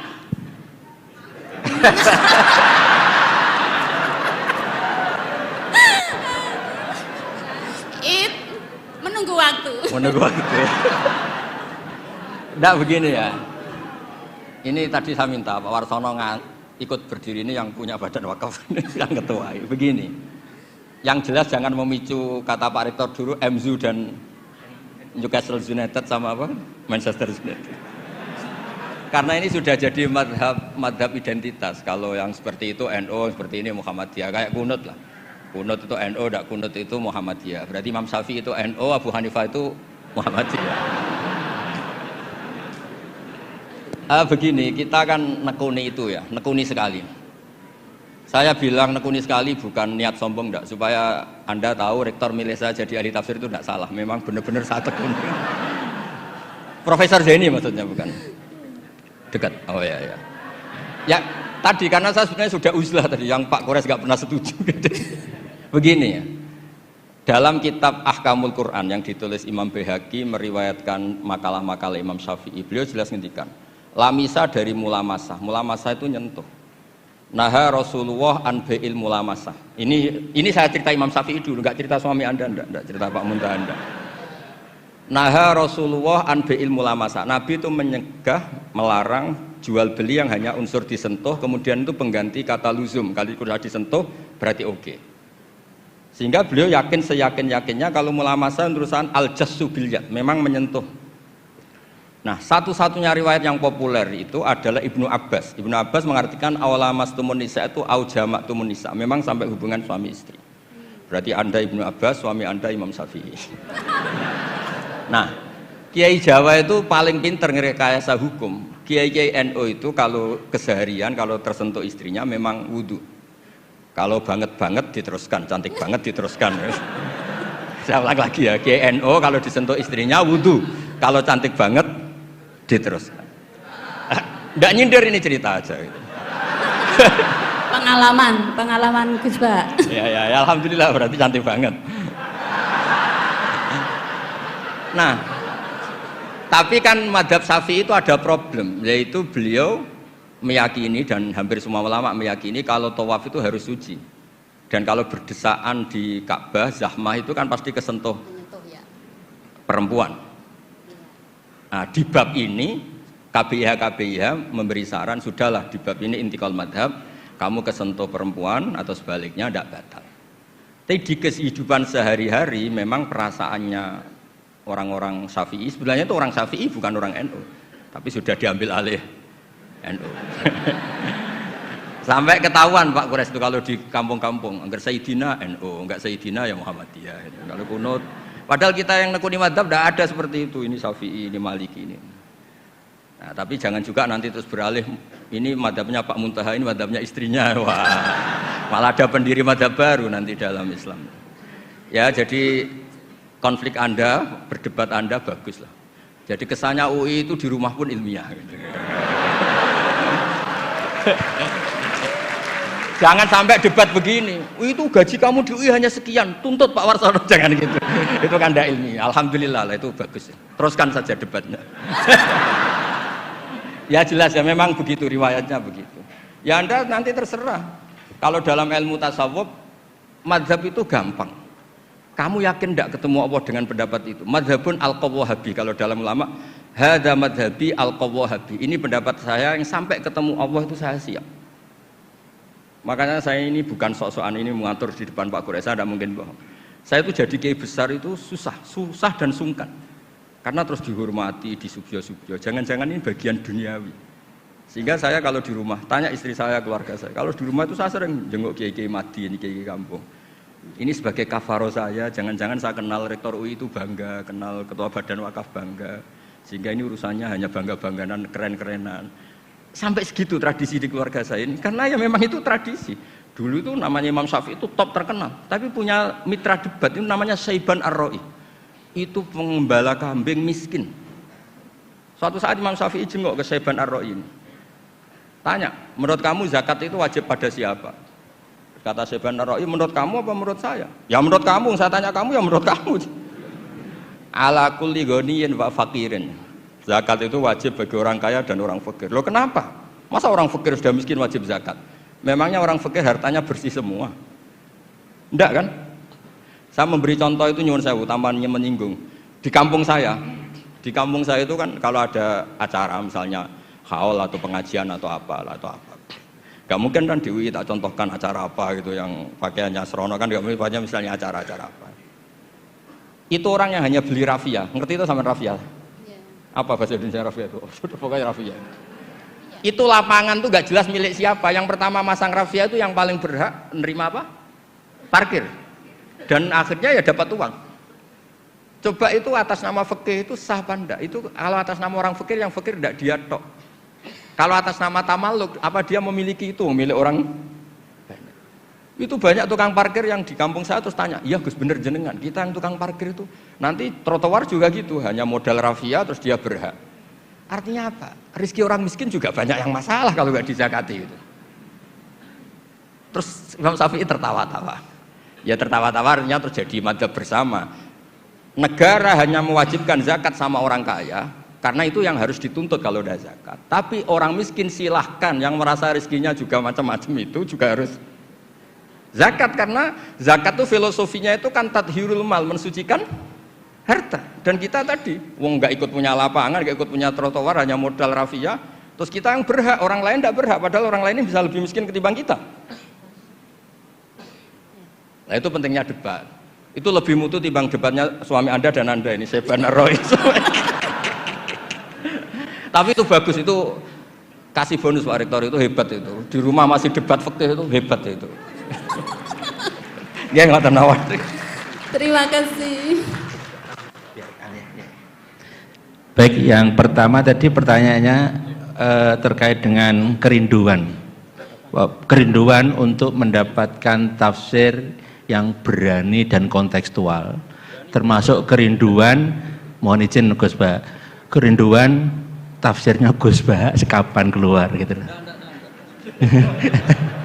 Gitu ya Pak. Saya menyampaikan ini. Nah, mohon pendapatnya. Bagaimana caranya supaya lahir tafsir Indonesia yang berani dan kontekstual keindonesiaan? Bagaimana caranya? Mari kita bersama-sama menugaskan UII untuk itu. Itu cara yang paling tepat.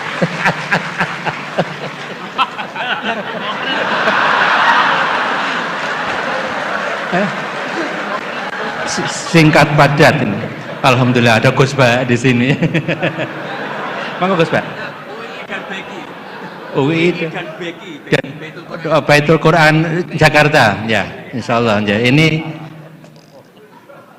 pesan beliau yang kita ini saksinya semua, kita bareng-bareng ya, insya Allah. Pada saatnya mudah-mudahan bisa. Ya. Dan kita masih punya Gus Bah ini, alhamdulillah ya.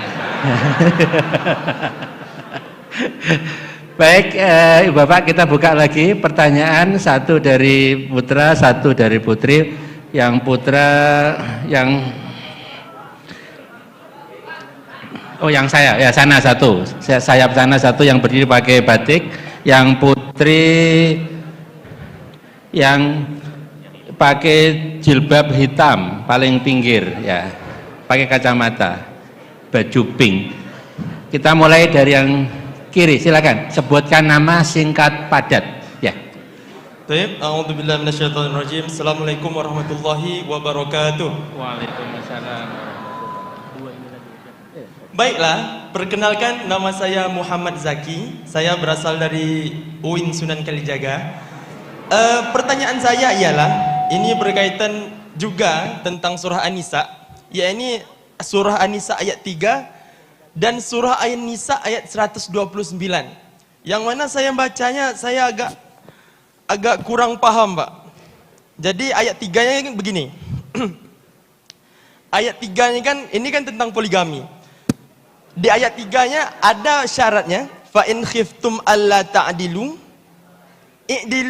Ta'dilu itu kan merupakan syaratnya, Pak ya. Kemudian fa in khiftum alla ta'dilu fawahidah. Kemudian di ayat 129 itu dikatakan walan tastati'u an ta'dilu bainan nisa. Kemudian ditambah lagi dengan kalimat walau harastum. Walaupun kalian sangat mau untuk bertindak adil. Jadi yang saya tangkap di ayat 3 itu adalah syaratnya. Kemudian di ayat 129 ini adalah pembatal syarat tersebut. Apakah pemikiran saya itu betul atau bagaimana pelurusannya, Pak? Ya, itu aja. Terima kasih Mas Zaki. Ini surat An-Nisa lagi ini. Selanjutnya silakan. Silakan Mbak ya, sebut nama dan asal ya. Bismillahirrahmanirrahim. Assalamualaikum warahmatullahi wabarakatuh. Waalaikumsalam Waalaikumsalam warahmatullahi wabarakatuh.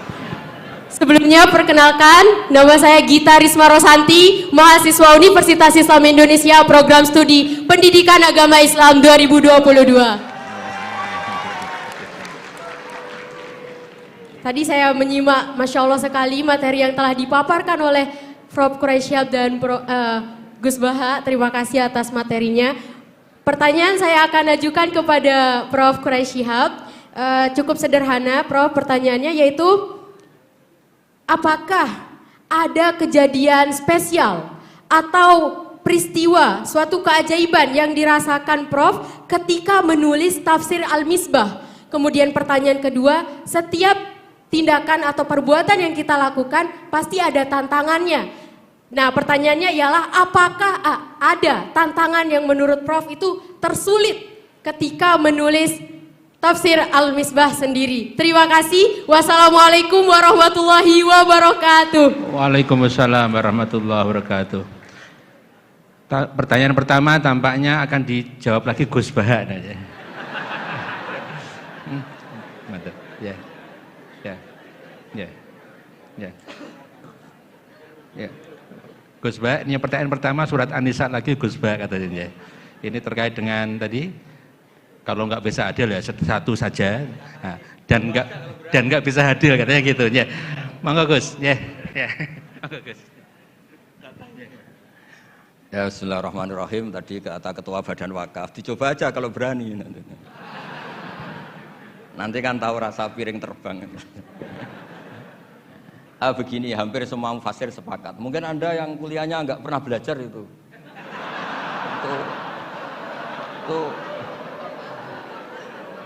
Itu di semua tafsir ada itu. Jadi kalau mailul qalbi atau fi'lul qalbi itu tidak bisa dikendalikan. Kamu nggak mungkin kan lebih mencintai yang 70 ketimbang yang 17 kan.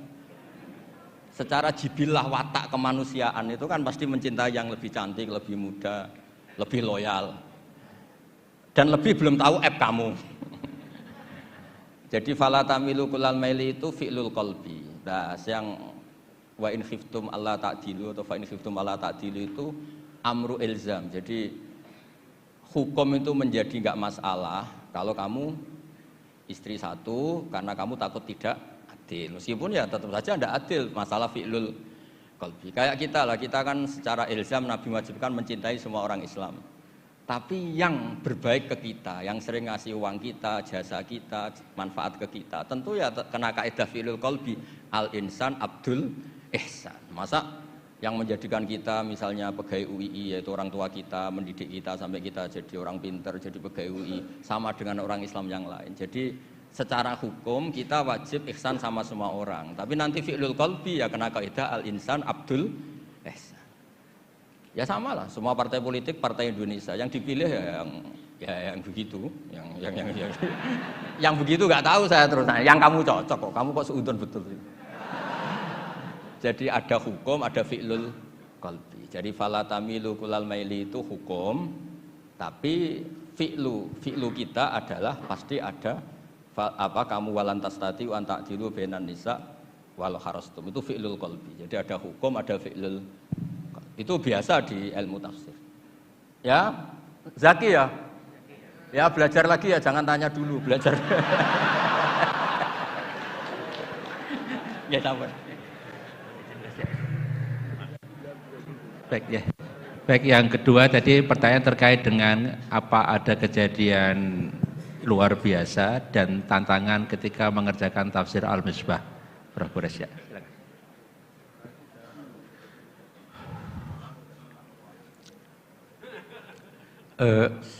Saya yakin bahwa semua yang tulus ingin mempelajari Al-Quran pasti dipermudah oleh Tuhan, pasti.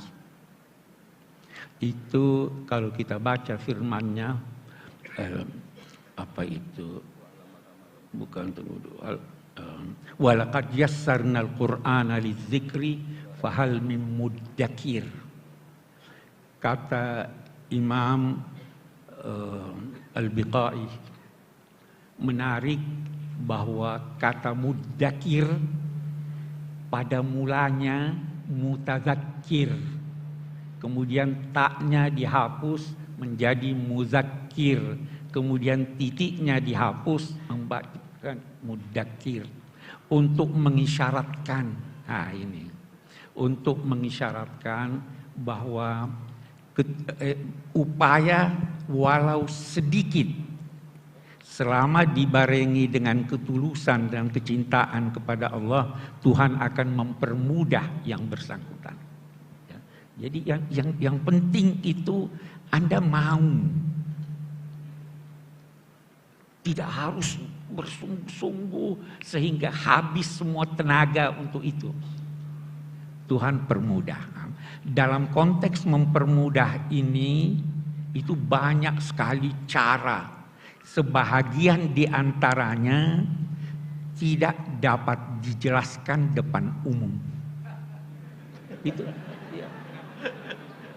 Itu pesan ulama-ulama, ya kan? Jangan ceritakan itu. Jadi saya hanya bisa berkata, siapapun termasuk saya, termasuk nanti tim yang dibentuk oleh UII untuk merespon itu, pasti dapat kemudahan. Yang penting tulus. Kemudahannya macam-macam. Tadi saya sudah singgung, salah satu kemudahan itu yang kita lihat pada Kiai Bisri. Ya, jadi itu ada. Jangan pernah menduga tidak ada. Hanya saya tidak berani menceritakan. Oke, ya kan begitu ya Gus Baha, ya, enggak boleh ya. Ini Pak Gus Baha yang lebih tahu. Jadi meneruskan istilah asror, kalau tradisi ulama itu innalillahi asroron la ya'rifuhal anbiya wa innalil anbiya'i asroron la ya'rifuhal ulama wa innalil ulama asroron la ya'rifuhal awam. Jadi pada level beragama itu pasti ada asror. Asror itu hubungan-hubungan privat yang enggak diketahui kecuali oleh pelakunya. Dan itu kalau orang-orang sudah makomnya wali itu sampai guyonannya gini, wali, saya makan sama kamu wiridan itu masih wali saya pas makan. Nah, kenapa begitu? Ternyata kamu pas wiridan itu hanya melibatkan Tuhan saja. Kamu punya utang, terus Tuhan disuruh nyaur. Kamu cinta cewek, terus Tuhan kamu libatkan, tolong Gusti kabulkan. Jadi sebenarnya Anda tidak ingat Allah, ingat hajat Anda dan Allah libatkan. Itu mbok wiridan sampai mati gak jadi wali karena sebetulnya enggak ingat Allah, ingat masalahnya, kemudian Allah dilibatkan. Sementara kiai-kiai yang makan terus semalaman makan itu nyon sewu, beliau juga manusia punya nafsu. Daripada nafsunya itu qabihah, jelek atau maksiat, dia melawan dengan mubah. Dia nyifati, wah sate ini enak, mie ayam ini enak, supaya tidak nyifati perempuan yang haram. Itu tidak gampang, lah itu asror. Terpaksa saya bocorkan karena disuruh Pak Kures itu termasuk asror. Jadi ternyata nyifati, oh ini mie ini enak, sate ini enak, hanya melawan supaya saya tidak nyifati perempuan yang enggak halal. Dengan begitu tahu-tahu pagi, tahu-tahu tempat maksiat ya sudah tidak ada, dia selamat. Dan itu ilmunya ulama, itmamin mubahin illa wa yatahaqqaqu bihi tarku haram mimma. Tidak ada mubah yang dilakukan kecuali meninggalkan haram. Wah itu asror. Ini saya bocorkan spesial untuk UI. Mungkin Pak Kures mau tambahkan sedikit aja yang asror. Jadi itu memang pesan itu. Nah, saya kira semua orang yang belajar walau sedikit dari ilmu tasawuf kan ada itu ya. Ini akan dijelaskan oleh Pak Rektor lebih jauh.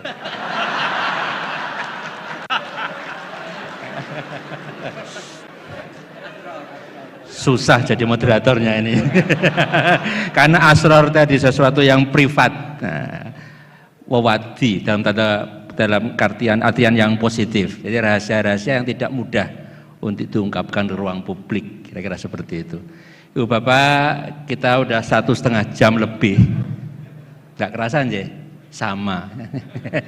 Karena kita menikmati kajian, mendapatkan banyak masukan dan perspektif baru, pengayaan diri, inspirasi. Dan tradisi pondok tidak ada nama moderator itu membuat kesimpulan. Nah, sehingga ini juga tidak ada kesimpulan. Silakan disimpulkan masing-masing dengan rasa bahagia. Dan kita pungkasi sesi ini dengan membaca hamdalah. Alhamdulillahirabbil alamin.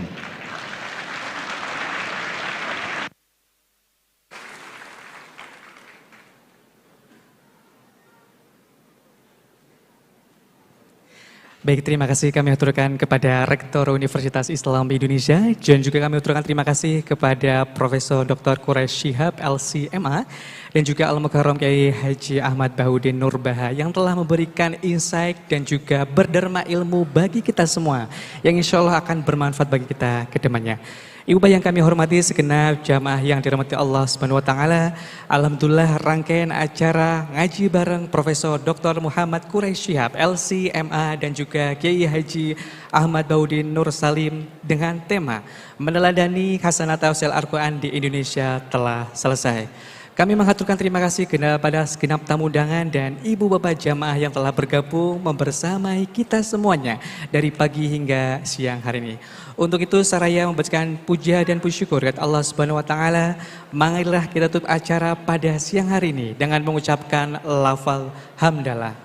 Alhamdulillahirabbil alamin.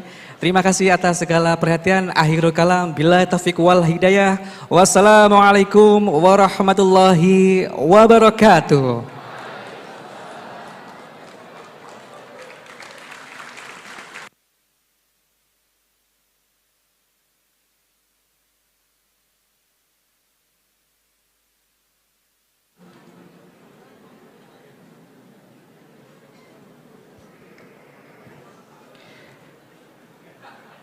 Baik, kami informasikan kepada segenap ibu bapak hadirin yang berbahagia.